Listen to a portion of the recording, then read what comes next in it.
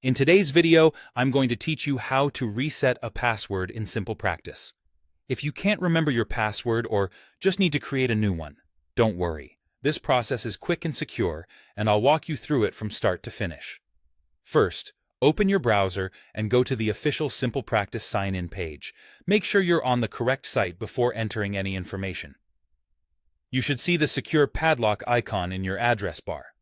On the sign-in screen, look for the link that says Forgot Password? It's usually below the password field.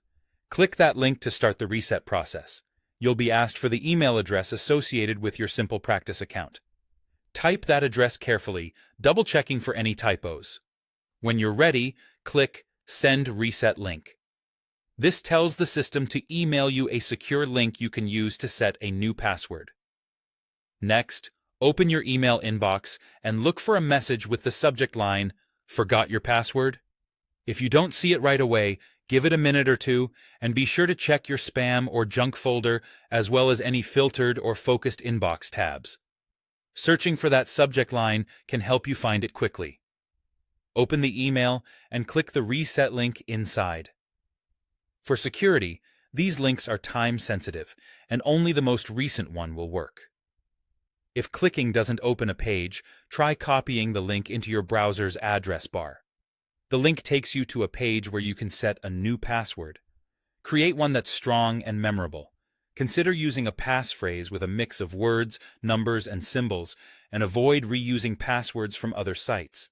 You'll need to enter it twice to confirm it, so make sure both fields match exactly.